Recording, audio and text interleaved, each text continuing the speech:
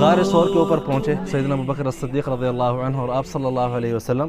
تو انہوں نے آپ کو کہا کہ آپ باہر تھوڑی دیر آرام کریں، اور اندر جا کے ابوبکر الصدیق رضی اللہ عنہ نے ساری غار کی جو ہے صفائی کی۔ تو اسی طرح جو ہے سیدنا ابوبکر الصدیق رضی اللہ عنہ پہلے غار کے اندر خود تشریف لائے،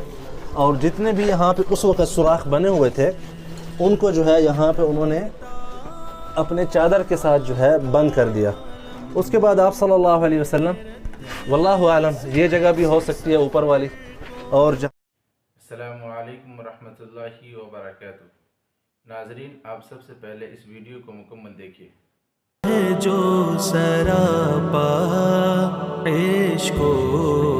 وفا کا مظہر،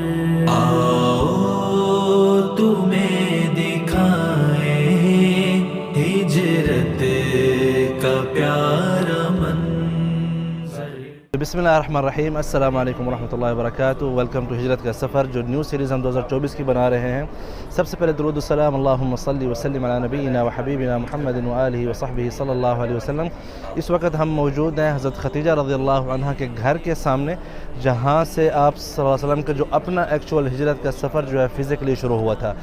دن کے دہاڑے میں ابو جہل جو ہے بقیہ جو کفار قریش تھے ان سب کے ساتھ مل کے جب انہوں نے یہ فیصلہ کیا کہ ہر قبیلے میں سے ایک فرد جو ہے جائے گا اور محمد کو جو ہے قتل کریں گے، تو اس کے بعد جو بنی ہاشم ہے وہ لازم ہے کہ راضی ہو جائے گی دیت کے معاملے پر، کیونکہ وہ سب قبیلوں کے ساتھ لڑائی کرنا جو ہے افورڈ نہیں کر سکتی۔ تو آئیے وہاں پہ چل کے آپ کو دکھاتے ہیں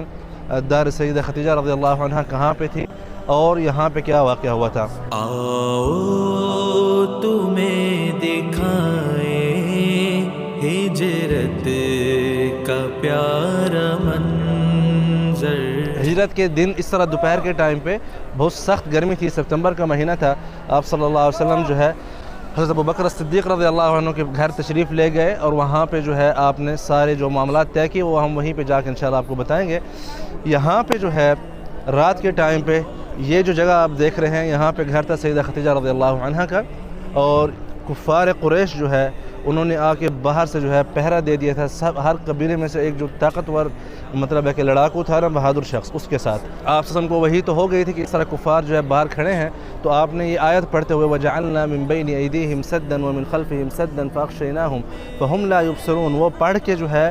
آپ نے مٹی اٹھائی تھوڑی سی، اور آپ نے کہا شاہت الوجوہ، آپ نے ان کے چہروں کی طرف جب مٹی پھینکی تو ان کے جو ہے اللہ پاک نے ان کے اوپر نیند جو ہے مسلط کر دی تھی، جتنے بھی ابو جہل وغیرہ سارے سردار تھے سب۔ اور یہاں پہ جو ہے آپ نے حضرت علی بن ابی طالب رضی اللہ عنہ کو اپنے بستر پہ سلایا، اور آپ خود جو ہے رات کے اندھیرے میں حضرت ابوبکر الصدیق رضی اللہ عنہ کے گھر کی طرف جو ہے کوچ فرما گئے تھے۔ راستے میں ایک بہت ہی غمزدہ واقعہ ہوا تھا، آئیے آپ کو وہ دکھاتے ہیں کہ وہ جگہ کہاں پہ تھی اور وہاں پہ کیا واقعہ ہوا تھا۔ سونپی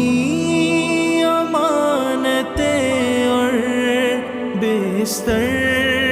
پہ بھی سلایا۔